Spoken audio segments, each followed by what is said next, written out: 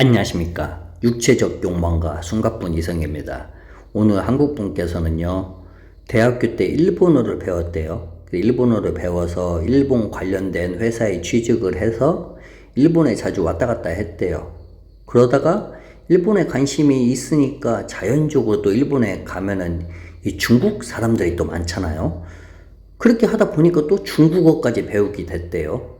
그래서 나중에는 일본어하고 중국어를 다 사용 가능한 회사에서 채용을 해가지고 거기서 면접을 봐서 거기로 들어가서 이제 일본, 중국 양쪽 나라를 이렇게 출장을 많이 왔다 갔다 했대요.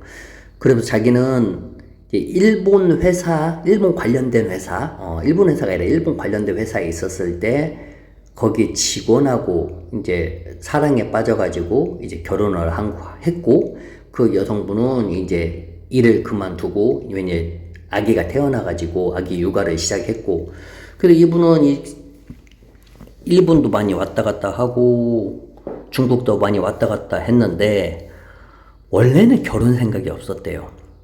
자기 부모님이 하도 자기 어렸을 때 많이 싸워가지고 나는 커서 결혼 안 할 거라고 이렇게 했는데 참 그게 뭐 마음대로 돼간요. 예. 그런데 본인이 이렇게 출장을 왔다 갔다 한 사이에 자기 이제 아내가 대학교 이제 대학교 모임, 동창 모임 있잖아요. 거길 나갔다가 대학교 때 이제 CC 같은 거 있잖아요. 사귀는 거. 그 친구를 만났나 봐요.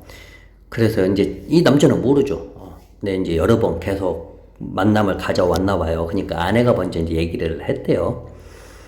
상황이 이래 하니까 우리 이제 여기서 그만 각자의 길로 가자. 물론 남성분도 이렇게 출장을 많이 왔다 갔다 할 때마다 이제 그런 얘기를 차라리 아내한테 각자의 길에 가는 게 좋지 않겠냐, 그런 이야기를 생각을 했대요. 자기도 언젠가만 말을 할까. 그런데도 말을 안 했대요. 왜냐면 충격받을까봐. 그런데 아내한테 막상 말을 들으니까 본인이 충격을 받았대요. 근데 애도 하나 있고, 어쨌든 더 이상 같이 살긴 힘들잖아요. 그래서 이제 헤어지고 아기는 이제 엄마 따라가고 이제 재산의 일부분을 이제 주고 양육비도 이제 어느 정도 주기도 하고, 참 이거 남자를 뭐 누가 잘못했냐 이런 걸 뭐 따지기도 그렇고. 자, 그렇게 하다가 남자분은 뭐 멘탈이 무너졌다고 뭐 멘탈이 무너진 거고, 어떻게 보면은 참 인생 결혼 생활 참 더덥다. 참 그렇게 하다가 필리핀으로 오게 된 거예요.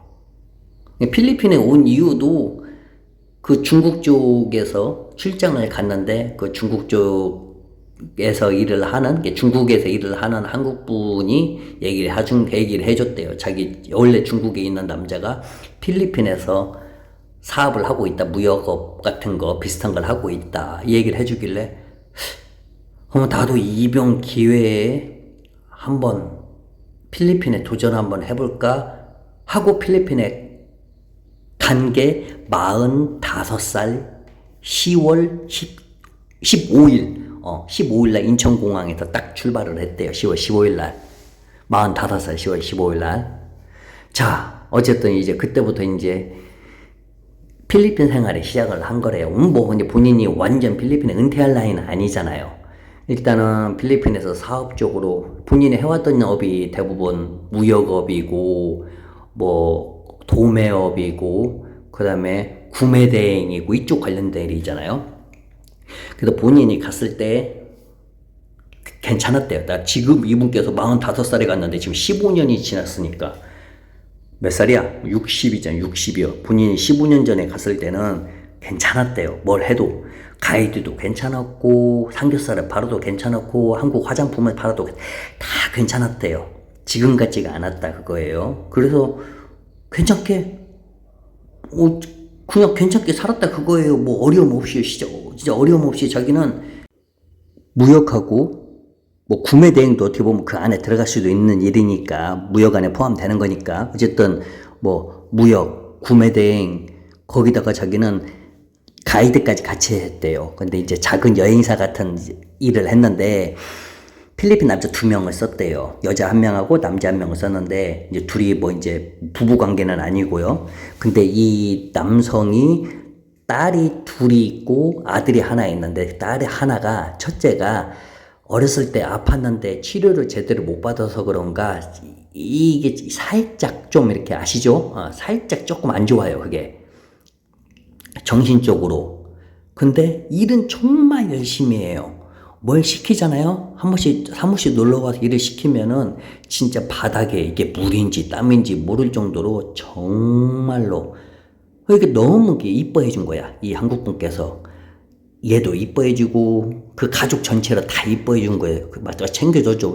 뭐 월급도 주고 보너스도 더 챙겨주고 뭐 사인도 주고. 근데 이제 나중에 시간이 가면서 이제 이 가이드 이쪽이 이제 여행사 쪽이 먹고 살기 힘들어진 거야. 너무나 경쟁력도 많고 자꾸 필리핀 물가는 올라가고 경제는 좀 안 좋아지고. 그래서 이제 어쩔 수 없이 문을 닫았죠. 그리고 또 본인이 벌린 일도 많이 있었대요. 그 대신 뭐 큰 사업은 아니지만 다 정리하고 구매 대행만 남겨놨대요. 구매 대행은 계속 흑자가 나와서.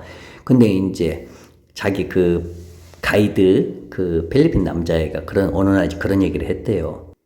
사장님께서 우리 첫째 딸 좀 케어 좀 해주면 안 되겠냐. 자기가 많이 힘들다. 왜냐면 그동안 일자리가 변변치 못해가지고 그동안 형님 밑에서 일하면서 돈 번 돈 다 까먹어가지고 이제는 아이들 케어하기가 힘들다. 근데 이 형님도 첫째 딸의 상태에 대해서 알고 있잖아요. 근데 이제 이뻐. 되게 이쁘고 착하고 열심히 일도 성실히 하고. 근데 이제 당연히 딱 그거 하나, 문제는 딱 그거예요. 그냥, 이게 어쨌든, 그래, 뭐, 케어가 뭐 어렵냐 해가지고 케어를 해줬어요. 근데 케어하고, 막상 본인이 케어를 해줬잖아요. 근데 나중에 한 1년 정도 시간이 지나니까 오히려 본인이 케어를 받은 거야. 왜? 본인이 이제 구매 대행 하나만 남았잖아요. 그거 하면서 이제 이리저리 스트레스를 받았죠. 필리핀 경기가 자꾸 나빠지고, 돈 벌기는 점점 좀 어려워지고, 그동안 나도 은근히 돈을 씀씀이 여기저기다 돈을 많이 쓰고, 나도 필리핀에 이제 나이도 있고, 필리핀에서 이제, 인생을 필리핀에서 다 마무리하려면 돈을 좀 더욱더 많이 모아야 하는데, 이 스트레스도 본인이 많이 받았는데, 본인이 그 남자의 딸을 케어를 해줬다고 생각했는데, 오히려 본인이 케어를 받은 거야. 정신적인 위안을 받은 거죠. 그렇게 케어를 해주고 케어를 받다가 사이에서 이제 둘이 아름다운 두꺼비가 이제 태어난 거죠. 근데 이제 물론 그러면 그렇게 행복한 일만 있냐? 또 그렇지는 않죠. 또 가끔 이제 보면은 안 해도 되는 일을 너무 열심히 해. 뭐 땀을 흘릴 정도 너무 열심히 하면 거기에 대해서 이제 형님이 결혼하기 전까지, 결혼하기 아니라 같이 살기 전까지는 그 모습이 너무 아름다웠는데 같이 살다 보니까 효율적인 면에서 안 해도 될 일을 하니까 이제 몇 번 이렇게 혼내고 또 가끔 짜증나서 가방을 갖고 친구 집으로 갔대요. 자기 한국 친구. 그러면 한국 친구 집에 가방 갖고 갔다가 다음날 다시 들어오고 그러면 안 자고 나를 새고 기다리고 있는 거야.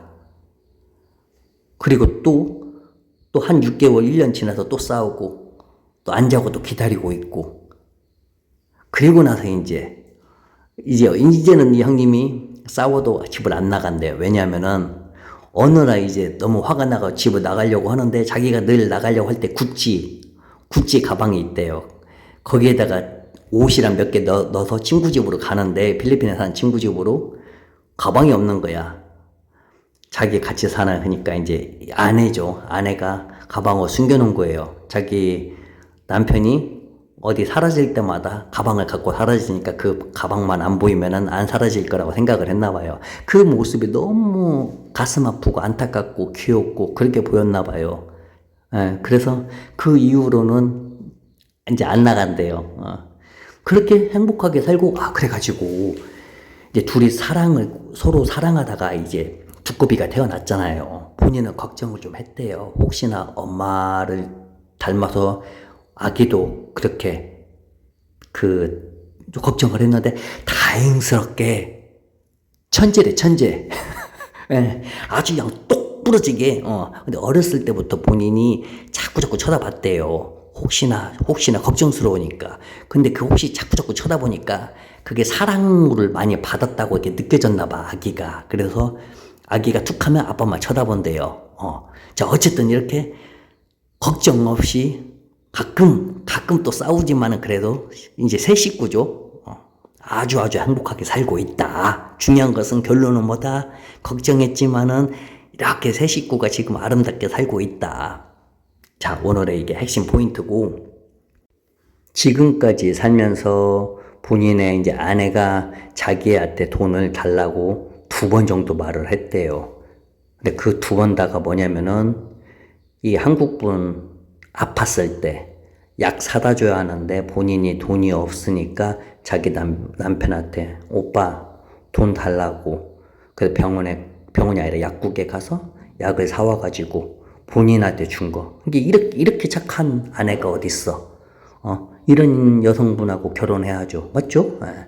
아무튼 이렇게 또 아름다운 이야기가 또 하나 더 저한테 들어왔습니다. 자, 그럼 좋은 날 되시고 또 다른 이야기로 찾아뵙겠습니다. 안녕히 계십시오.